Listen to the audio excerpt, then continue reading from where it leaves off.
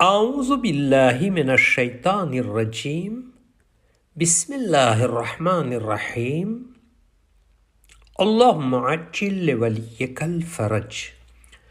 हज़रत अमीरुल मोमिनीन अली इब्न अबी तालिब अलैहिस्सलातु वस्सलाम नहजुल बलागाની અંદર हिकमत નંબર 182માં ઇરશાદ ફરમાવે છે કે સારી અને હિકમત ભરી વાતો કરવા કરતાં ચૂપ રહેવામાં કોઈ ભલાઈ નથી. જે રીતે નકામી અને જહાલતની વાતો કરવામાં પણ કોઈ ભલાઈ નથી. ઇમામ અલી અલૈહિસ્સલામ આ કલામમાં ક્યારે ચૂપ રહેવું અને ક્યારે બોલવું તેના વિશે એક જ વાક્યમાં બયાન ફરમાવી રહ્યા છે. જો વાત હિકમત અને હોશિયારીવાળી હોય તો વાત કરો એવી વાત કરવામાં ફજીલત છે અને ન કરવામાં ખોટ છે, જેથી બીજા લોકો સુધી સારી વાતો પહોંચે. અને જો વાત નકામી અને જહાલતવાળી હોય તો ન કરવામાં ફજીલત છે અને એવી વાતો કરવામાં ખોટ છે. બોલવા અને ચૂપ રહેવા વિશે ઘણી હદીસો છે. આપણા ચોથા ઇમામ ઝૈનુલ આબિદીન અલૈહિસ્સલામથી પૂછવામાં આવ્યું કે બોલવું સારું કે ચૂપ રહેવું સારું. ત્યારે ઇમામે જવાબમાં કહ્યું કે બંને આફતો છે, પરંતુ જો બોલવાથી કોઈ નુકસાન ન થતું હોય તો બોલવું ચૂપ રહેવા કરતાં બહેતર છે. અહીં ફરઝંદે રસૂલે ખુદા સલ્લલ્લાહુ અલૈહિ વસલ્લમ તે કેવી રીતે? ત્યારે આપે ફરમાવ્યું કે અલ્લાહે પૈગંબરો અને તેમના વસીઓને ખામોશી સાથે નથી મોકલ્યા, બલકે તેઓને મોકલ્યા છે કે તેઓ લોકો સુધી વાતચીત કરે, અલ્લાહનો પૈગામ પહોંચાડે.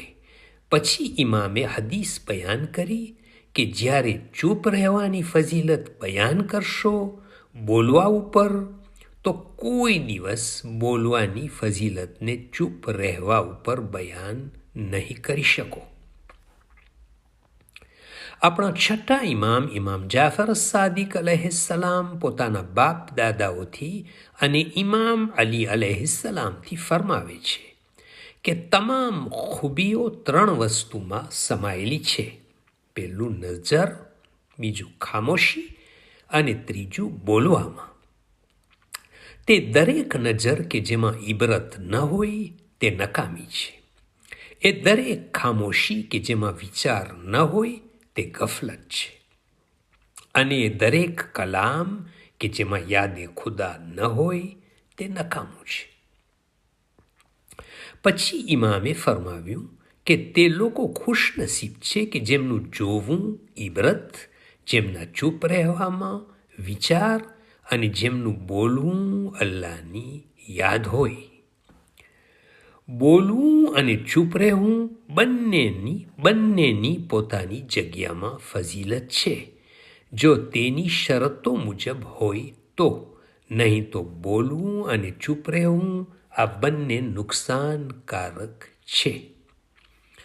જ્યાં નેકીનો હુકમ આપવાનો હોય યા બુરાઈથી ટોકવું હોય યા જ્યાં ગવાહી આપવી જરૂરી હોય ત્યાં બોલે તો ફજીલત છે અને ન બોલે તો ગુનાહને કબીરા ગણાશે.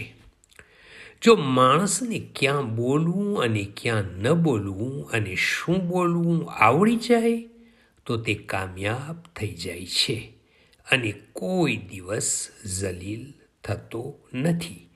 اللهم صل على محمد وآل محمد وعجل فرجهم.